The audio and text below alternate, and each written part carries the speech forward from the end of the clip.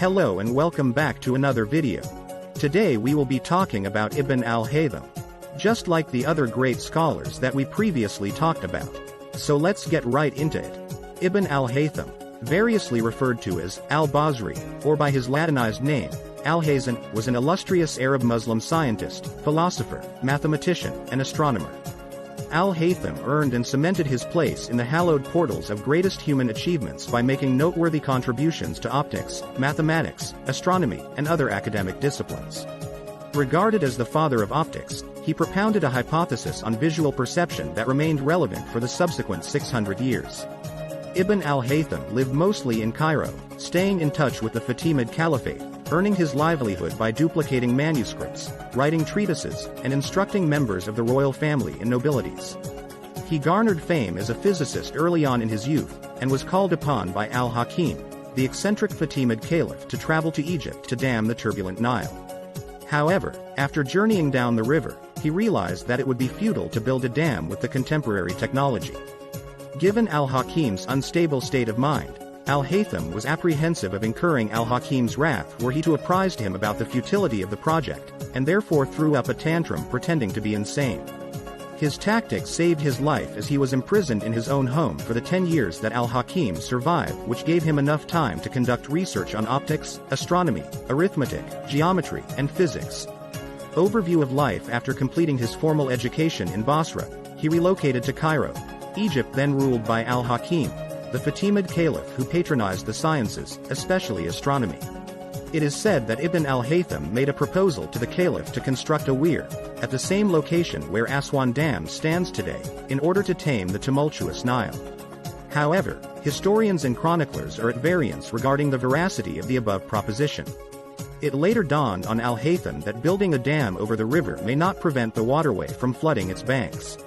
However, he was terrified of revealing the truth to Al-Hakim, who was notorious for his irrational ways, and therefore, in order to save himself from getting executed, he pretended to be insane.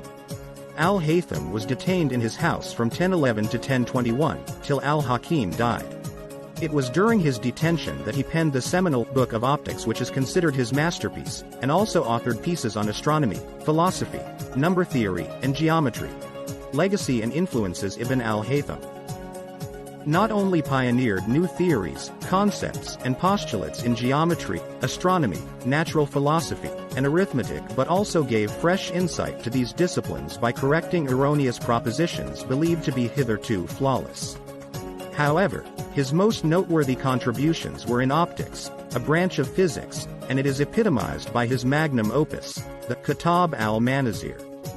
He was perhaps the first researcher and scientist to stress on the imperativeness of proving a hypothesis or theorem through experiments using scientific methods. In the past, academics and scholars banked on reason and divinity for substantiating a proposition or concept. Al-Haytham drew inspiration from several Greek, Persian, and Turkish scholars including Aristotle, Ptolemy, Euclid, Pythagoras, Galen, Abu Sal al-Kuhi, Ibn Sahl, al-Kindi, Thabit ibn Qurra, and Banu Musa for his observations. His works influenced luminaries like Averroes, Omar Khayyam, Taqi ad-Din Muhammad ibn Ma'rif, Kamal al-Din al-Farisi, Johannes Kepler, and Roger Bacon. Kitab al-Manazir, Book of Optics. Kitab al-Manazari, a 7-tome compilation on optics, was al-Haytham's most notable work, written over a period of 10 years.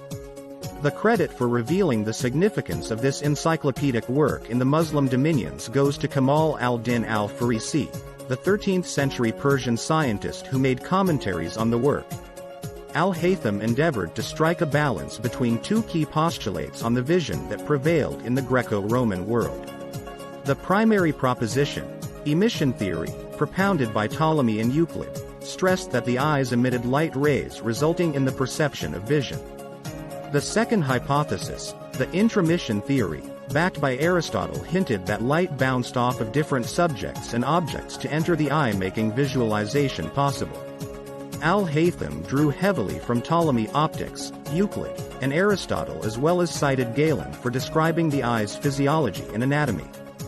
He commented that light rays hit the eyes after rebounding from objects and not the other way round, as the sight organs experienced pain when an individual looked at the sun directly. He refuted the assertion that the eyes sent out beams of light. Light rays of different colors given off by self-illuminating transparent bodies and opaque sources are picked up by the eyes when they lie in the line of sight. The incident rays form an impression in the eye's glacial humor as interpreted by the mind. Don't forget to subscribe and turn on the notification bell. If you like the video, please leave a thumbs up. Thanks for watching. We'll see you in the next video.